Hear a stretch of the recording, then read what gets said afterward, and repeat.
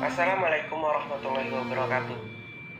Perkenalkan, saya Dona Apriansa, program studi Tadris Bahasa Indonesia NIM 21541011. Baik, di sini saya akan menjelaskan atau membicarakan biografi tentang Abu Hurairah.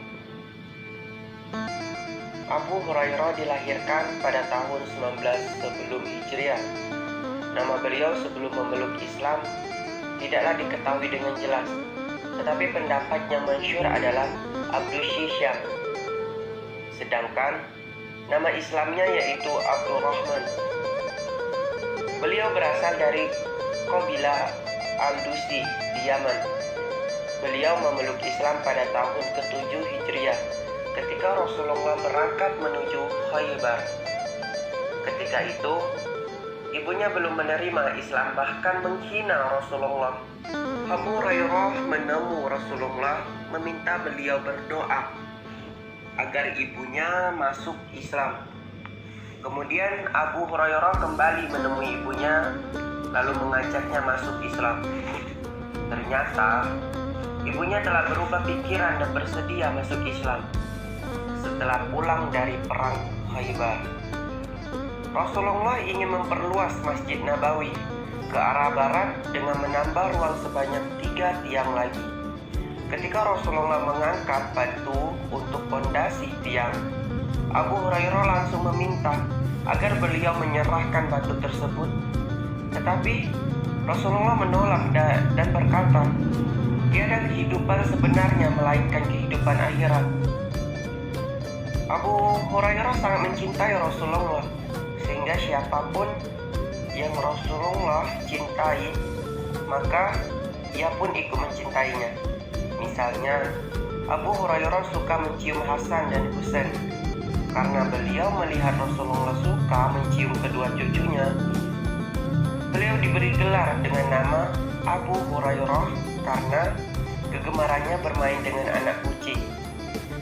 Diceritakan pada suatu hari ketika Abu Hurairah bertemu Rasulullah, beliau bertanya pada Abu Hurairah tentang apa yang ada di dalam lengan bajunya.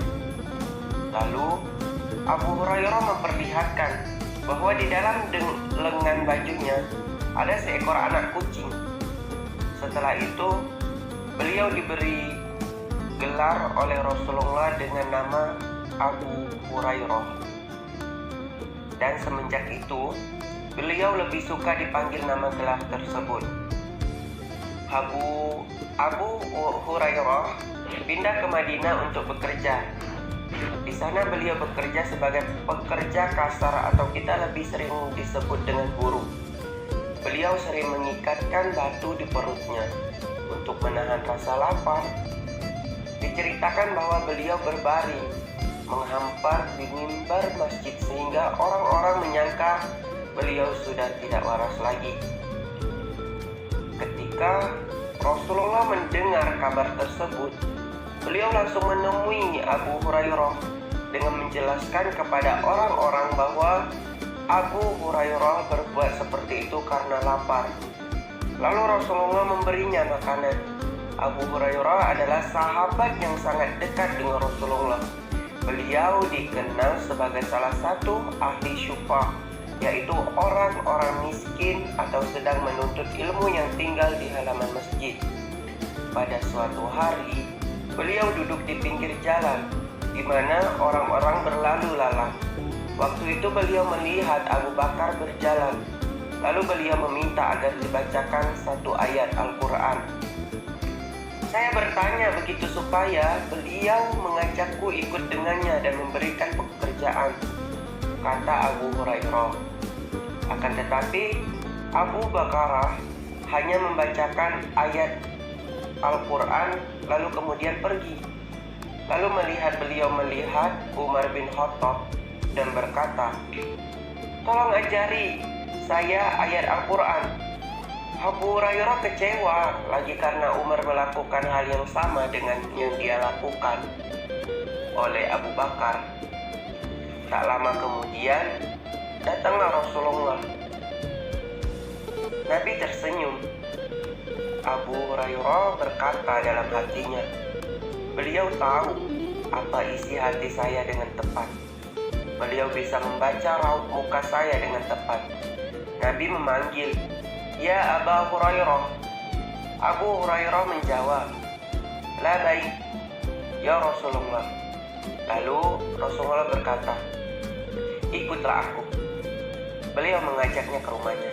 Di dalam rumah didapati ada semangkuk susu. "Dari mana datangnya susu ini?" katanya Rasulullah. "Beliau telah bawa, seseorang telah memberikan susu itu."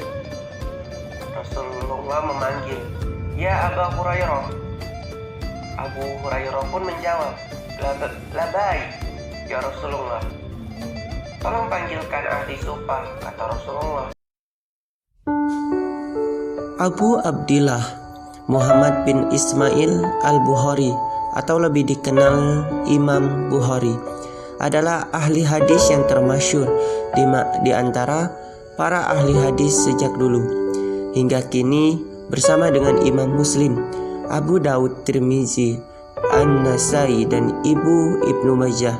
Bahkan dalam buku-buku fikih dan hadis-hadisnya memiliki derajat yang tinggi.